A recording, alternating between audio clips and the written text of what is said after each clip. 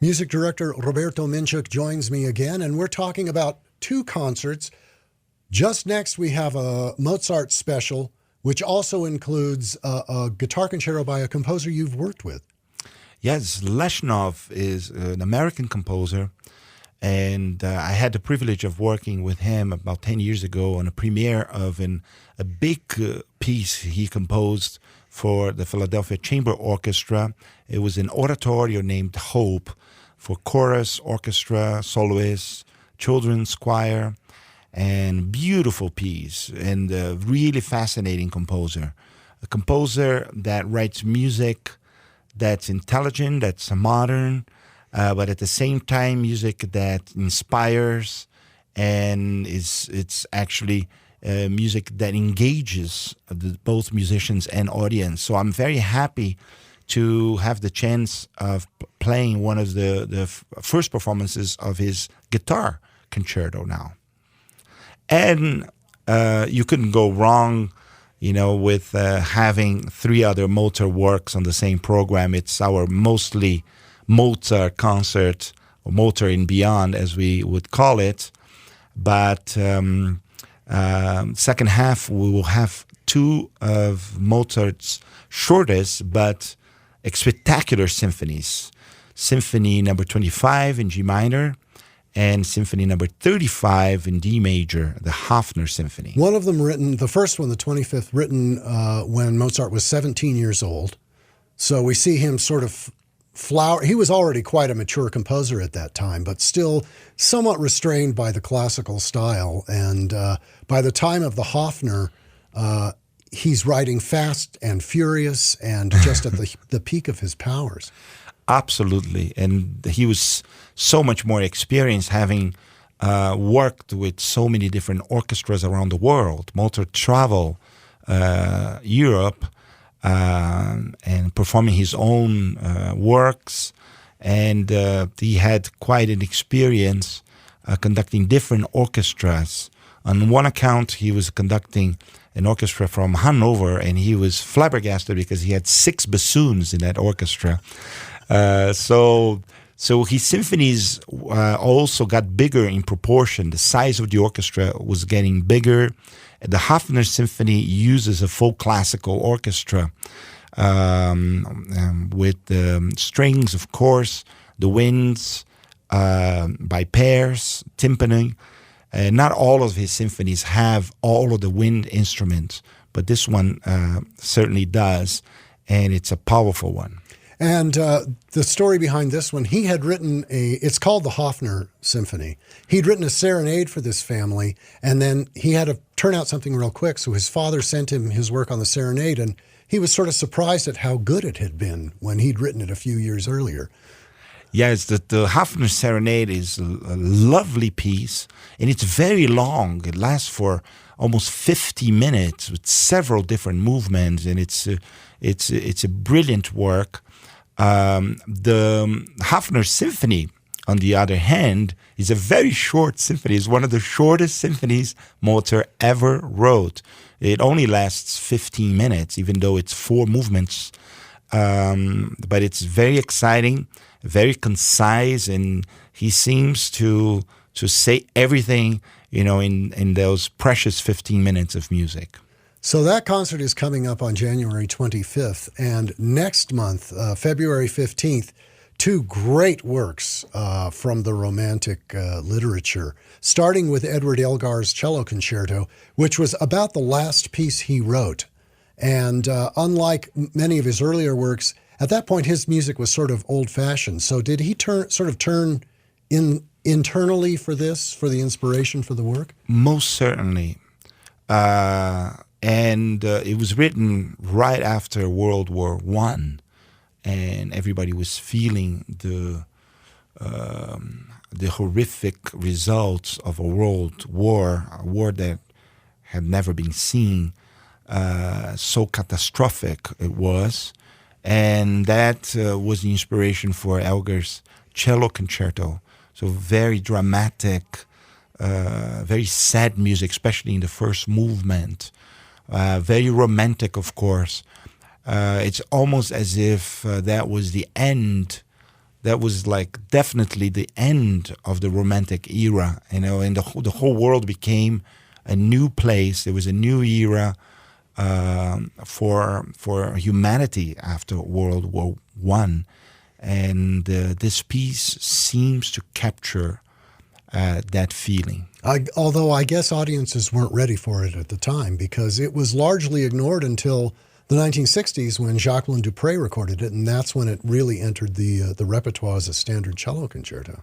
Most often, a concerto like that will take really a great soloist to make it more popular and to make the case for the piece. So Jacqueline Duprey was certainly, the perfect person, the beautiful cellist in every sense of the word. She just had everybody, in love with her performance, and that was one of the pieces that she chose as the main piece for her repertoire.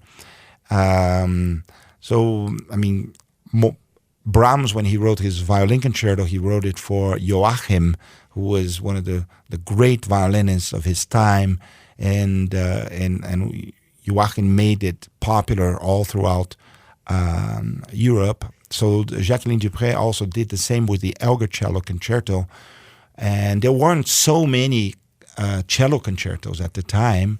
You had the Tchaikovsky variations, Roberto variations, the Dvorak concerto, but not so many great cello concertos.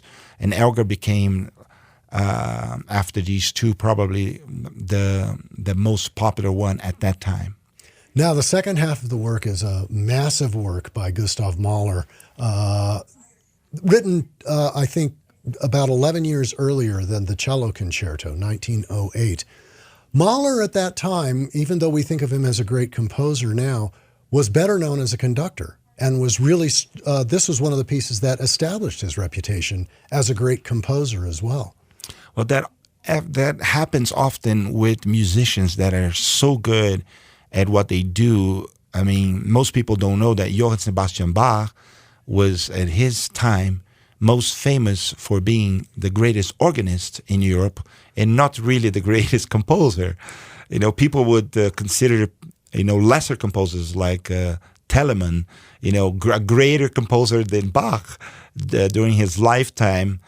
And often he would lose job opportunities to musicians that were not nearly as great as he was as a composer.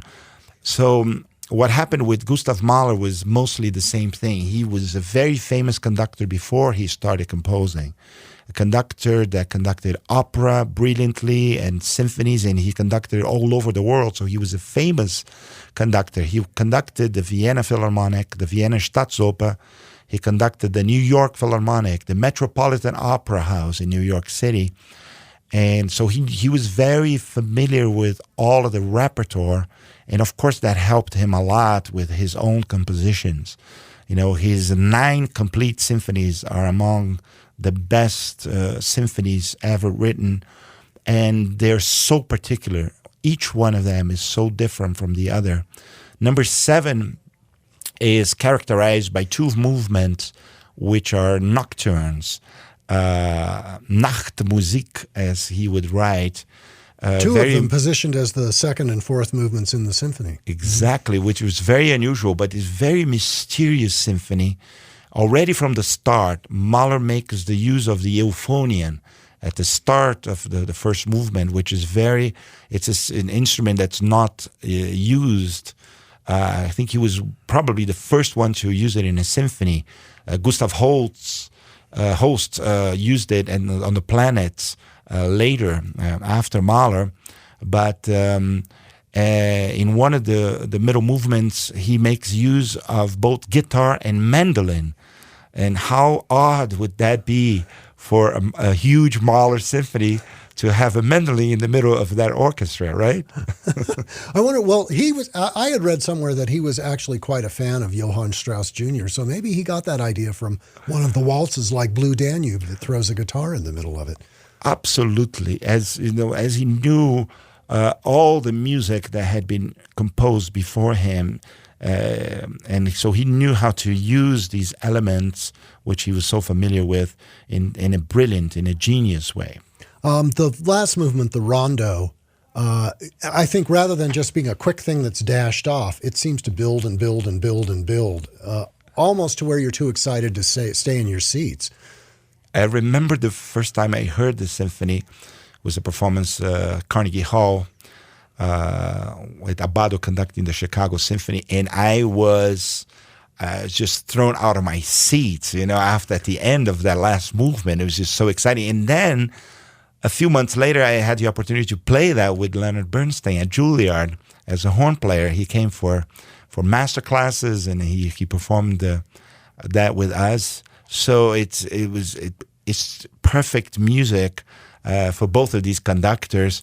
Mahler wrote for musicians and for conductors, and he was so thorough with his markings. He would, even for the conductor, he would say, well, conduct this in 4, conduct this in 2. He gave strict directions, not for only the players, but for the conductors. And he just gives so much detail on getting exactly the effect that he wants from the performance. So it's really a joy to perform Mahler. It's always very difficult. It's a challenge because the French horn part can be as difficult as the first violin part. The trombone part can be as difficult as any of the strings. So many notes. The range he explores, from the lowest to the highest notes, and of course, expressively, it drains you out. It's to the last drop of emotion, and he makes sure that you're giving out everything you've got to perform his music. So it's always very exciting to perform one Mahler symphony. And the 7th symphony is going to be performed in New Mexico for the very first time. No kidding. Yes. Maestro Minczuk, thank you so much. Thank you, Brent.